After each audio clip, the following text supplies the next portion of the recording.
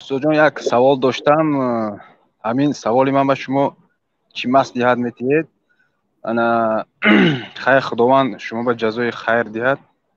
استاد همین یک شخص البته 5 وقت نماز میخواند، انا روزه میگیرد، به قدر امکان صدقه میکند، زکات میدهد، جمعه نماز میرد، همه آن چیزایی که شریعت گفتگی است عمل میکند، لیکن بعضی وقت یک 6 ماه پس میگذارد یا که 1 سال پس میگذارد به گناه دست میزند که مقصد چشمی به زنا میکند، انا خودریزگی میکند، چیزای فحشا تماشا میکند، مقصد یک روز یک تماشا میکند یا که یگام کاری گناه سخت میکند و دویم روز سخت پشیمون میشد. بعد الله تعالی با وعده میدهد که دیگه دویم باره مقصد همین گناه نمیکند، وعده میدهد. بعد سخت پشیمون میشد، نمازهای توبه میخواند، استغفار میگوید، ذکر بسیار میگوید. با از بین 6 ماه 1 سال میگذرد، با همین گناه تکرار میشد. همین به شما یک مصلحت دید که اولا خداوند خودش دل ما رو هدایت کنه. همین چیزا ممکن همین تفسیر شما ممکن گویم یک سبب هدایت میشود. استاد جان همین به یک تفسیر میداد استاد جان. خب بسم الله الحمد لله صلات و السلام علی رسول الله. برای بنده بهترین اسلوب این است که برای خود هدف ماند در همین عمری که دارد، عمری که باقی مانده است، برای خود هدف بزرگ ماند.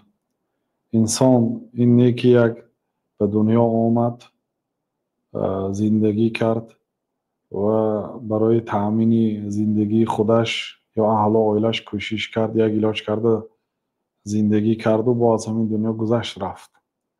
نه، بلکه باید انسان کوشش کند که فایده او هرچی بیشتر به مردم رسد و یک عملهایی را در طول زندگیش انجام رساند که چخیلی که پیامبر صلی الله علیه و و خود گفتند که و خود من حیاتک لموتک، از روزی زندگیت به روزی وفاتت مهنت کردم آموختم، از روزی بیماریت، از روزی صحتیت به روزی بیماری کوشش کنفتم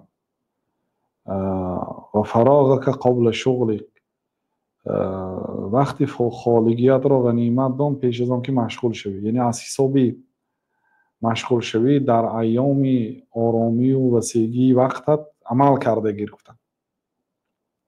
این چونین از حساب زندگیت به جای مردنت عمل کن، یعنی یک چنان عملی را انجام رساند که بعد وفاتش هم اجرش کنده نشود، مانند صدقه جاریه. و برای صدقه جاریه کردن هر کی نمیتوند. صدقه جاریه یک عملی بزرگ است که تا روز قیامت حاصل وی را مال شما می ایستد، ولی حاصلش برای دیگرها در تا آخر قیامت می ایستد، رفتن میگیرد و برای شما اجر و ثواب میرسد.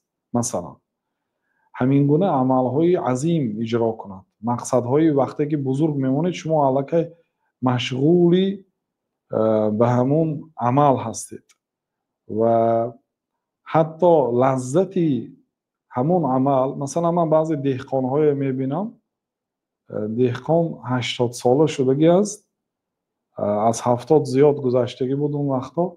میگفتم که آخه 1 سال به هم مراتب یگان دمگیری روید، یگان جا شهرها چغ زنید، مثلا شرایط دارید. میگفت که من راحتم در همین زمینم، میگفت در همون زمین کار کنم من راحت میکنم، من یعنی استراحتم همین جا هست. میگفت همین گونه آدم باید همون یک کسب، یک نیتی داشته باشد که در همون کارش لذت داشته باشد، یعنی به هوس اجرا کند. وقتی هدف دارد و برای اجرای همون هدفش عمل میکند، از همه چیزی که انسان ویران میکنند این وقتی خالگی، خاصتا برای جوانان. هم وقتی خالگی دارد و هم قوتی جوانی داره، این جوانی ویران میکند. بنابراین جوانهای به کار مشغول کردن، خواه کاری دینی، خواه کاری دنیوی، خواه علمی، خواه کاری مثلا بگذار شدگار و مالپایی و چارواداری باشد، خواه زراعت و کشاورزی و تجارت بشه، خلاصه به کار مشغول کردن نکنه. چون که وقتی خالگی انسان به هلاکت میرساند. اون خالگی قدر نمیکند. خالگی وقتی خالگی به عبدالله ابن عباس شعر میخواند، وقتی پوریشان به قرآن و سنت خسته شوند شعر میخواند، خسته شوند فوتبال بازی میکردن یا دم میگرفتن، نه، خسته شوند شعر میخواندن. خیلی که بعضی اهل علم خسته شوند کتابای تاریخ میخوانن، کتابای سیره میخوانن که وای کتابای قدر مهنت و ترکیز شرط نه. یک داملا بوده است این کارا کرده است و این کارا کرده است، چنین رفتار میکرده است، حادثه های یعنی شوق‌آور و عجیب و غریب و همین خیلی وقت میگذرد. یعنی برای سردم دادن کتابای سیره میخواندن. خلاصه همون وقتی خالگی، همون یک ماه دو ماه میگوید که گناه میکنن، همون وقتی خالگی ده الکی خودش آرام حس میکنه. تصور بنابراین بعضی آدم‌ها نمیدونند وقتی که الله تعالی به سرش مصیبت میفرستاند میگوید ما الله تعالی بد میبیند. او الله تعالی توی دوست میدارد که مصیبت گرفتار کرد. چون که اگر آدم آرام یک مشکلیش نباشد دعای هم نمیکند، دمگیریم کمتر گفته، بعد آهسته به گناه هم دست میزند. وقتی که در سرش مصیبت هست، مشکلی هست، عیناً از یک کارش درماندگی در یک جا، این بنده طهارت میکنه، نماز میخونه، دعا میکند، مشغول است.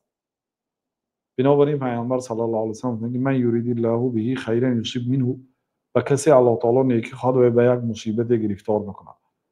حتی در بعضی روایت ها اومده است که الله تعالی میگه که من دوست میدارم آواز بنده در همین خیل وقتا، چون که وقتی که به سرش مصیبت میبید دعاش دیگر خیلی میبرد.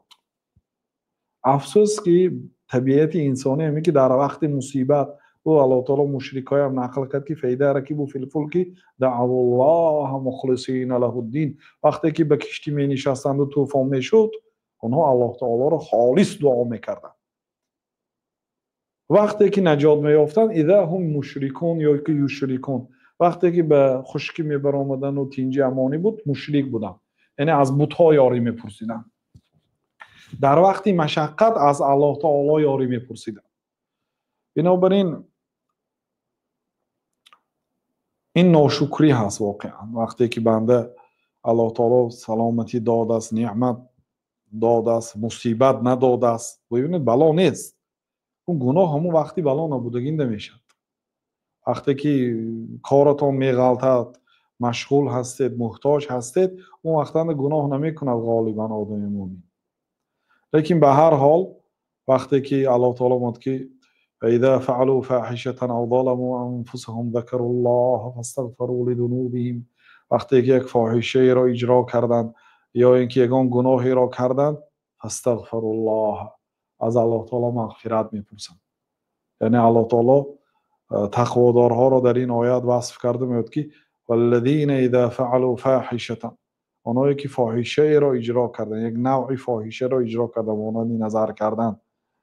والذین اذا فعلوا فاحشه او ظلموا انفسهم، یعنی که به نفس خیش ظلم کردن، ذکروا الله، از پس آن در حال الله تعالی را به خاطر می آورند. ذکروا الله فاستغفروا لذنوبهم، و گناهشون از الله تعالی مغفرت میپرسند. و من یغفر الذنوب الا الله، کیست ذاتی که گناه ها را مغفرت میکنه غیر الله؟